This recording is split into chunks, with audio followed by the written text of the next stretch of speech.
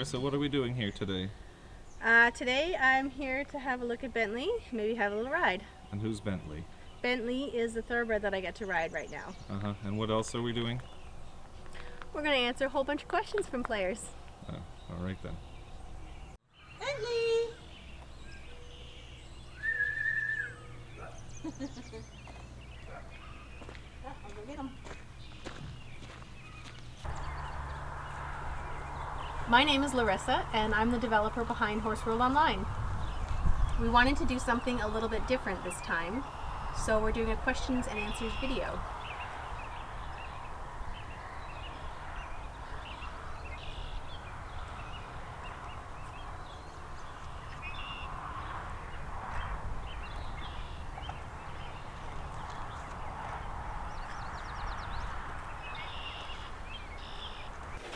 It's just Lena running around. All right, Larissa, what's your favorite part of horse game development? Coding, art, or giving people unicorn horns? Well, Tom does the unicorn horns, so you've got to ask him that.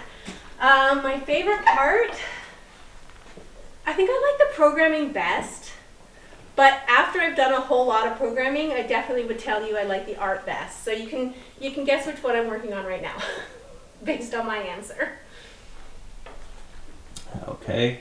And what are you most proud of when it comes to Horse World Online? What am I most proud of?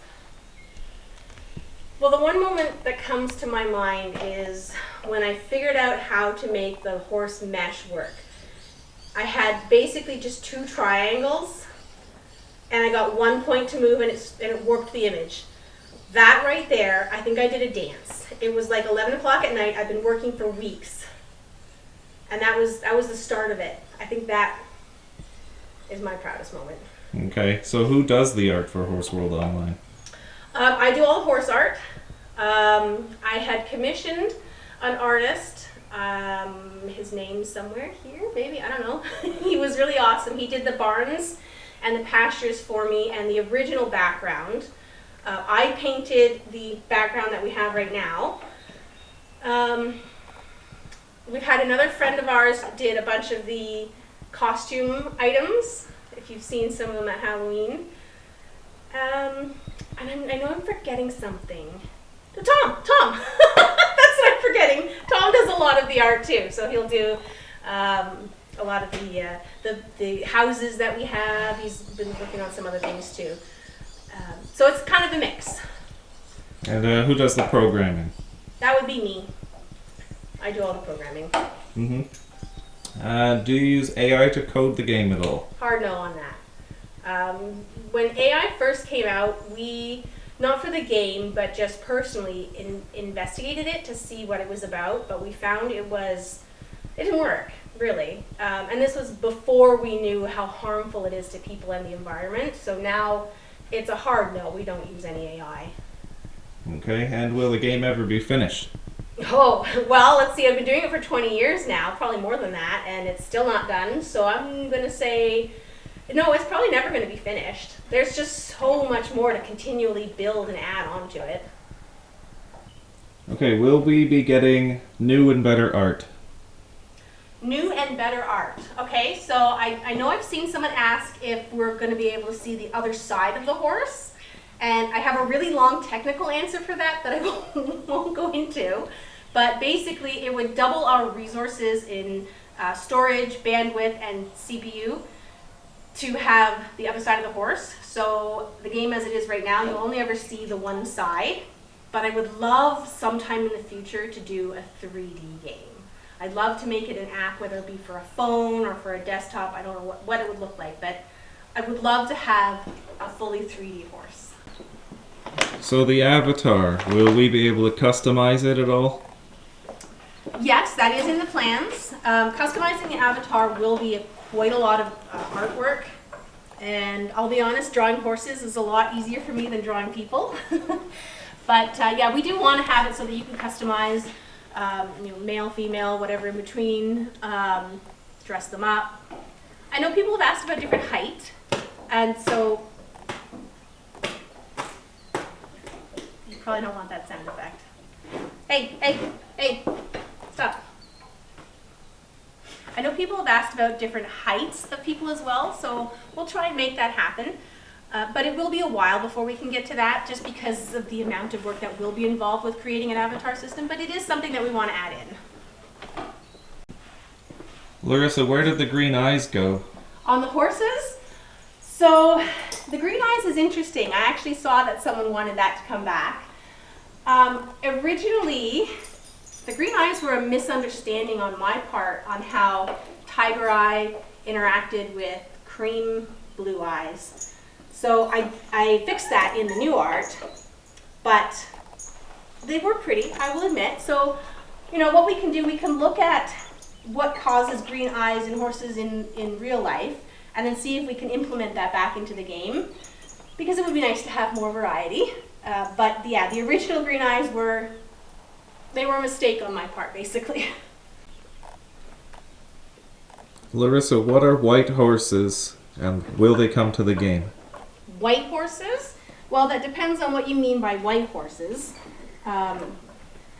Albinos don't exist in horses in the real world, so we won't have anything like that. But there are ways that you can have a fully white horse, and they're already in the game right now. With Tobiano, for example, you can breed it to be fully white.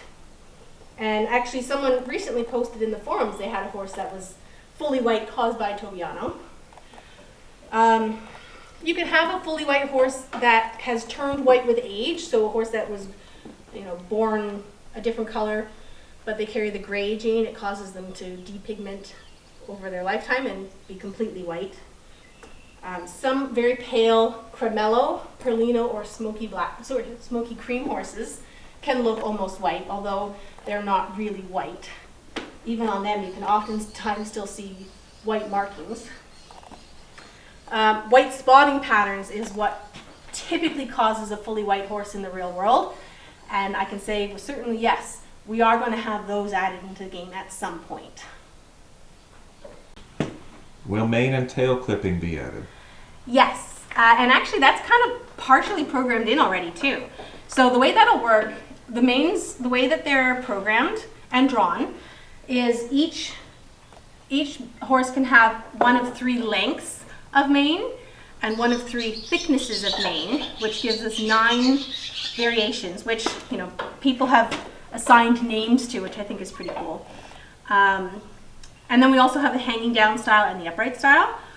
So that's 18 variations in total. And the way that I'm planning it is you'll be able to thin a mane back a level and trim a mane back a level.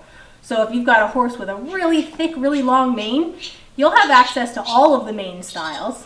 Whereas if you have like a really short, thin mane, you're not going to have as much access, because there's nothing to trim it back to or thin it back to.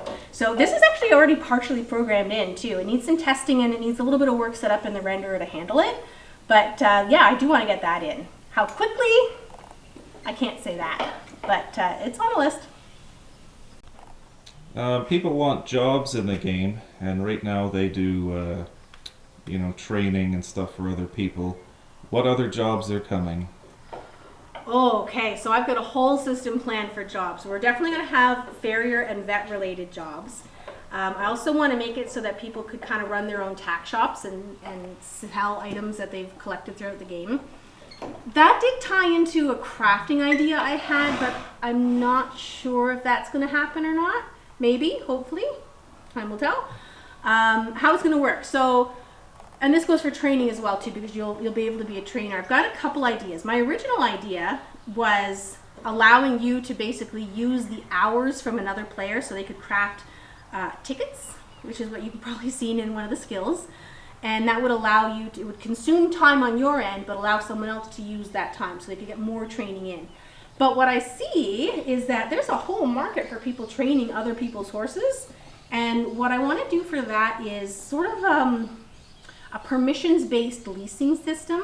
So you could lease a horse to someone with certain permissions. So if you wanted your horse trained, you wouldn't give them permissions for breeding. You'd give them permissions for training. And vice versa, you'd be able to use it to lease out your mares and stallions to another player. So you would give them permission for breeding, but maybe not for showing or training. All the details have to be fleshed out, but that's kind of what I'm envisioning. And that could be how you build upon the training businesses that people want to have.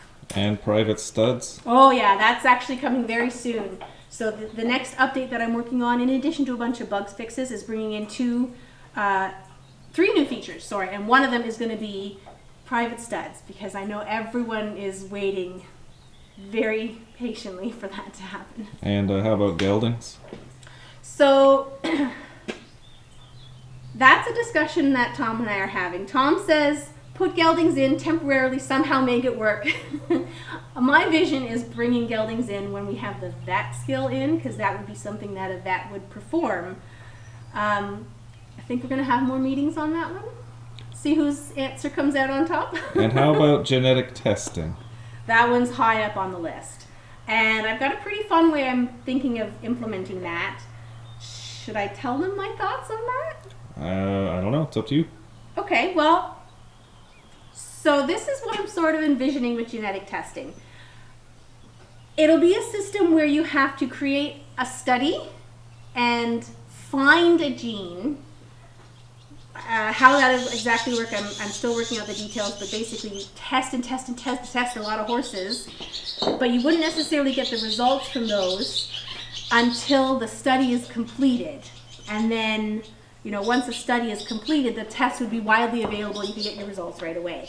And my vision is that you have to unlock these as a community, not as an individual. This would be a community-wide thing. So, the community is going to try and find as many horses carrying black extension versus red extension. And how do horses get into the adoption center? Oh, that's a good question. So the adoption center carries a number of pre-rendered coats. So the genetics for those, just for color and mane and tail styles, are predetermined. But everything else about the horse is randomly generated every time you look at that coat. So you might see a coat that appears identical on a mare and a stallion, but they're different build because it's reusing the coat each time. Yeah, how about breeds, Larissa? Oh, that's a different question now, isn't it? How do new breeds into the adoption center? So we're doing that through our community breeding programs. Right now we've got the Soraya project under works, and that should be wrapping up soon. I'm hoping today I can get an update out, so I don't know when you'll see this video, so hopefully it'll be out at that point already. And my vision is to just kind of give a status update on where the Soraya is, because there's certain genes that the Soraya has to have, so as a community you need to work towards that. So I'll give you an update on the progress towards that particular goal.